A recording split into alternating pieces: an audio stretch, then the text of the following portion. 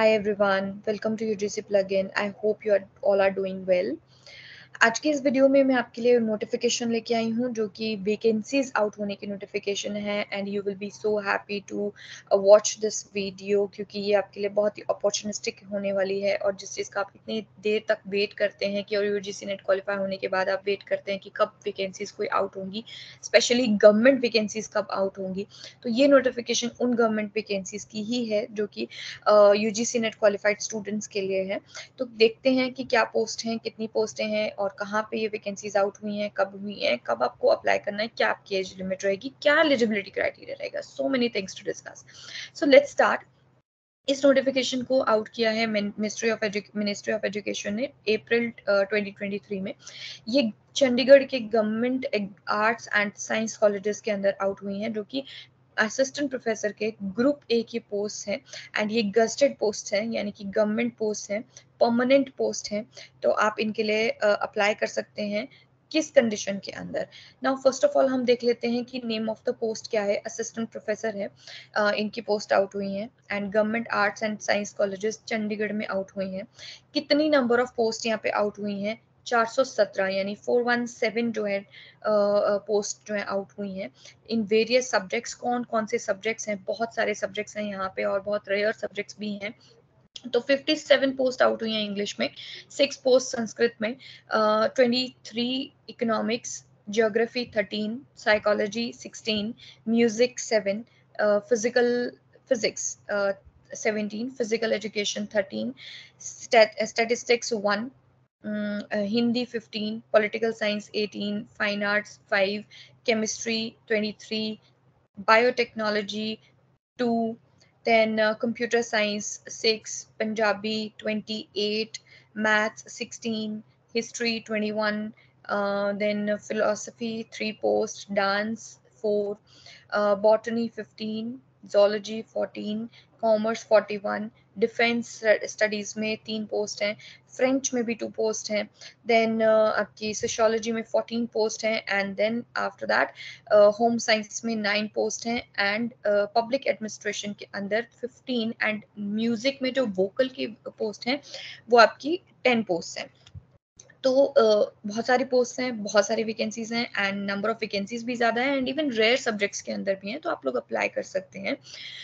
Then उसके बाद आपका रहेगा इंपॉर्टेंट चीज़ कि इसकी पे स्केल क्या रहेगी। तो परमानेंट पोस्ट हैं, ऑब्वियसली पे स्केल अच्छा रहेगा जिसमें कि 57,700 जो है वो स्टार्टिंग सैलरी होगी। देन नेक्स्ट आपके लिए इंपॉर्टेंट चीज़ जाननी क्या है कि क्या एज लिमिट, यहाँ पे क्या एज क्राइटेरिया रहेगा। So you should not be exceeding 35 years. 35 साल मिनिमम आपकी एज जो है वो, मिनिमम नहीं मैक्सिमम आपकी एज जो है वो होनी चाहिए। सो आपको इससे एक्सीड नहीं करना है। देन आपकी educational qualification, obviously this is the most important part, आपको यही देखना है। तो for the discipline of arts, commerce, humanities, social sciences, science, language, physical education, ये इन सब के लिए एप्लीकेबल है। तो ए या तो होना चाहिए आपका क्राइटेरिया या तो बी होना चाहिए। अब पहले हम ए क्राइटेरिया देख लेते हैं एलिजिबिलिटी का कि मिनिमम आपको 55% मार्क्स चाहिए आपकी मास्टर्स डिग्री के अंदर अप्लाई करने के लिए। देन दूसरी चीज़ जो आपको चाहिए वो आपका नेट क्वालिफाई चाहिए आपको, आपका या फिर सेट जो भी आपका स्टेट टेट होता है या फिर स्लेट। तो ये तीनों में से कोई भी चलेगा जो आपका क्वालिफाई होना चाहिए। देन इम्पॉर्टेंट चीज़ कि जिन स्टूडेंट्स का वो कैंडिडेट्स जो कि रजिस्टर्ड हैं जिनकी पीएचडी बिफोर प्रायर जुलाई 11 2009, उनसे पहले, तो उनको नेट या स्लेट या सेट की कोई ज़रूरत नहीं है। ठीक है, वो डायरेक्टली अप्लाई कर सकते हैं इसके लिए, बट उनको कुछ कंडीशंस जो हैं वो फॉलो करनी होंगी। यहाँ पे वो क्या कंडीशंस हैं? एक तो उनकी जो डिग्री है पीएचडी की वो रेगुलर मोड पर होनी चाहिए। दूसरा, उनका जो मतलब थीसिस है वो एटलीस्ट 2 एक्सटर्नल एग्जामिनर्स के थ्रू उनका इवेलुएटेड होना चाहिए। तीसरी चीज़, उनका जो वाइस वॉइस है पीएचडी का वो आपका कंडक्ट हुआ होना चाहिए ओपनली। देन नेक्स्ट आता है कि आपके जो टू रिसर्च पेपर्स किसी भी जर्नल के अंदर at least one in referred journal के अंदर होना चाहिए उनमें से एक। तो एटलीस्ट आपके मिनिमम 2 रिसर्च पेपर्स होने चाहिए, जो ये उन कैंडिडेट्स के लिए जो 2009 से पहले जिनकी पीएचडी है। Then at least 2 papers based on his और हर पीएचडी होने चाहिए, जो कि किसी भी कहीं पे भी आपने प्रेजेंट किए हो किसी सेमिनार के अंदर या कॉन्फ्रेंस के अंदर। That is the thing you require. तो ये बेसिक रिक्वायरमेंट्स हैं जो प्लान ए के अंदर है। या तो आपका एलिजिबिलिटी क्राइटेरिया ये हो, या फिर आपका एलिजिबिलिटी क्राइटेरिया तब बनता है अगर आपने किसी भी फॉरेन यूनिवर्सिटी या इंस्टीट्यूशन से अपनी पीएचडी की डिग्री अचीव की है, और प्लस आपके 500 टॉप के अंदर आपकी रैंकिंग आती है, यानी आप अंडर 500 रैंकिंग के अंदर फॉल करते हैं। तो world university ranking at any time, जो कि by any one of the following, जो कि यहाँ पे आपको गिवन नेम्स हैं, आप इनमें से कोई भी अगर आपने यहाँ से डिग्री अचीव की है तो आप अप्लाई कर सकते हैं इन पोस्ट के लिए। तो ये आपका एलिजिबिलिटी क्राइटेरिया बनता है असिस्टेंट प्रोफेसर की जॉब के लिए, जो कि ये वैकेंसीज हैं।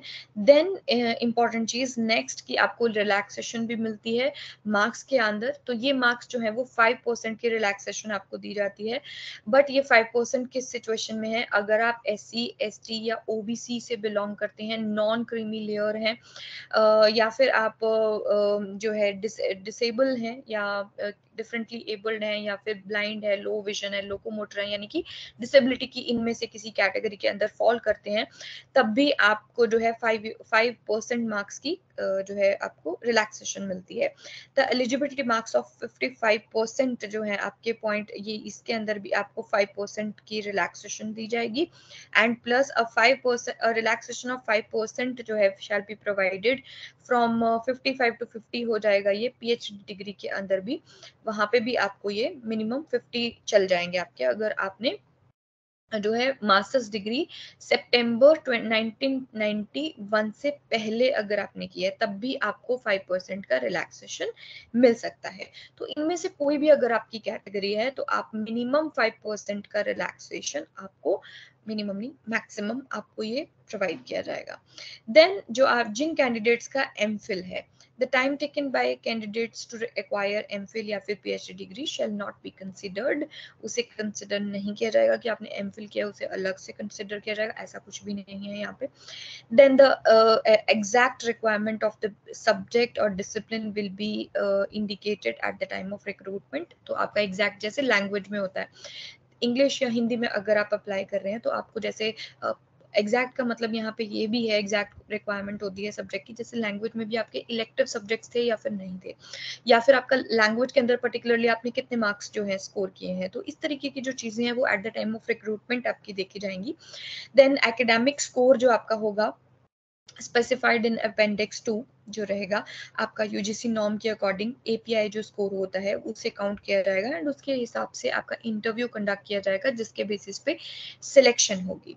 तो qualifications are relaxable at the discretion of the UPSC in the case of candidate otherwise well qualified.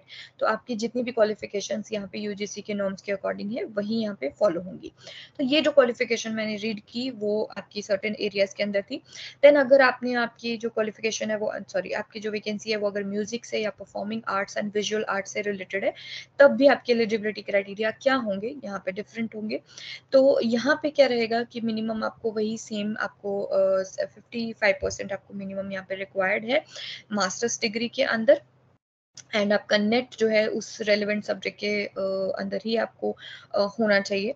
And अगर आपने सेम वैसा ही अगर आपका 2009 से पहले की अगर आपकी पीएचडी है तब जो है, या फिर मतलब आपने 2009 से या फिर 2016 के बीच में आपके जो प्रोसीजर्स जो फॉलो होते थे उस टाइम पे, तब की अगर आपकी पीएचडी है तो आपको ये फॉलोइंग क्राइटेरियाज जो मैंने ऊपर आपको रीड करके दिए सिमिलर हैं, वो सारे आपके पूरे होने चाहिए, आप डायरेक्टली इसके अंदर अप्लाई कर सकते हैं। प्लान बी में यहाँ पे क्या है कि आपका कोई भी ट्रेडिशनल या फिर professional artist with highly commendable professional achievement in the subject concerned having bachelor degree होनी चाहिए या तो आपके पास उसके अंदर, देन आपके पास मास्टर्स डिग्री आर्टिस्ट के पास होनी चाहिए, या फिर आर्टिस्टिक कोई भी, या फिर it has been A grade artist of AIR या दूरदर्शन पे अगर आप काम कर चुके हैं तब भी आप डायरेक्टली यहाँ पे अप्लाई कर सकते हैं।